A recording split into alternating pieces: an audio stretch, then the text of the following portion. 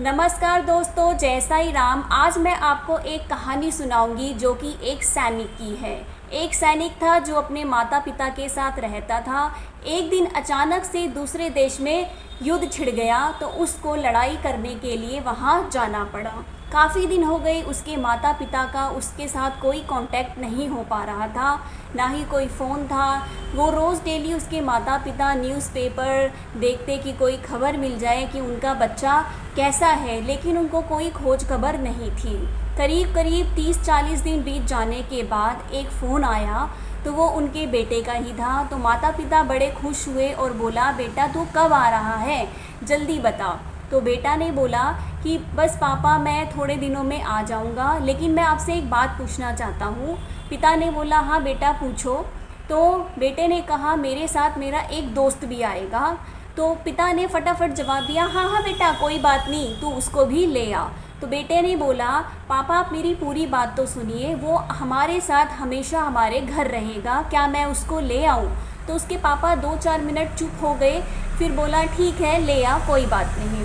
फिर उस सैनिक ने बोला, पापा आप मेरी पूरी बात तो सुन लीजिए, वो हमेशा हमारे साथ रहेगा और इस लड़ाई में एक उसका हाथ और उसका एक पैर नहीं रहा, अब वो विकलांग है, वो हमारे साथ पूरी ज़िंदगी हमारे पास हमारे घर में रहेगा। तो उसके पापा मम्मी एकदम बोले, ये क्या कह रहा है, ये तो बड़ा मुश्किल हो जाएगा। तो उसने बोला कि अभी तो आप बोल रहे थे कि ले आओ, अब आप एकदम से मना कर रहे हो।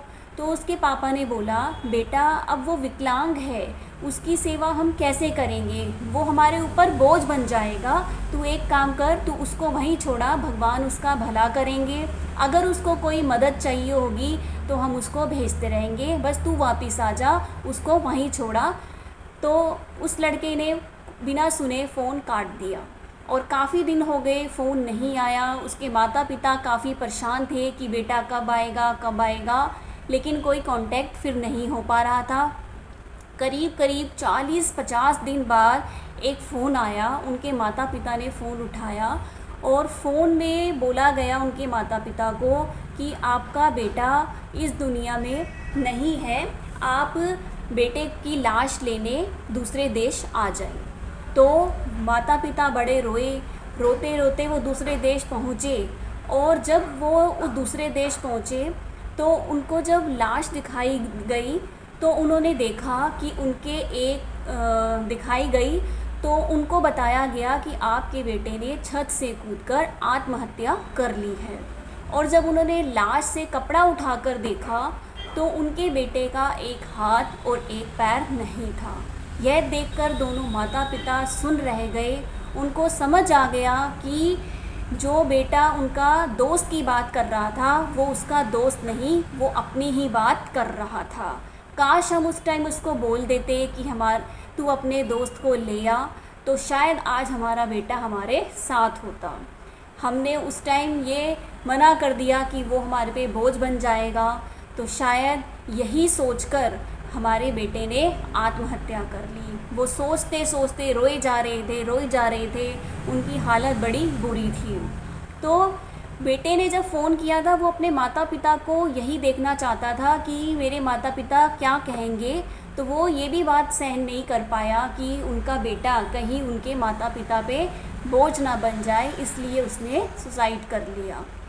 तो दोस्तों ये बड़ी छोटी सी कहानी है, लेकिन ये कहानी सिर्फ उस सैनिक या उसके माता पिता की नहीं है, ये सारे देश के माता पिता के लिए है जो आजकल बड़े स्वार्थी हो गए हैं। हर रिश्ता जो है अपने लाभ के लिए बनाते हैं, जहाँ प्रॉफिट दिखाई देता है वहीं हम लोग रिश्ते बनाते हैं। और ये बात बिल्कुल सच है, चाहे आप माने चाहे ना माने। हम लोगों में से हज़ारों लाखों लोगों में से कोई कुछ पर्सन है जो ऐसा ना करता हो, लेकिन मोस्टली जो रिश्ते बनाए जाते हैं वो कुछ ना कुछ प्रॉफिट देखकर ही बनाए जाते हैं। तो बस मैं आपसे ये कहना चाहूँगी कि आप प्यार करें हर किसी से, दिव्यांगों से भी प्यार करें, जो हमसे छोटे हैं उनसे भी प्यार करें, या जो हमसे कम पैसे वाले हैं उनसे भी प्यार करें। क्योंकि प्यार जो है कोई रिश्ता, कोई मतलब हर चीज़ नहीं देखता, प्यार तो बस प्यार होता है, लेकिन आजकल हम हर रिश्तों में कुछ ना कुछ प्रॉफिट देखते हैं। तो इस कहानी से अगर आपको कोई शिक्षा मिली हो तो प्लीज़ आप इस कहानी को फॉलो करें। और अगर आपको मेरी ये कहानी अच्छी लगी हो तो प्लीज़ लाइक, शेयर और कमेंट्स करते रहें। धन्यवाद।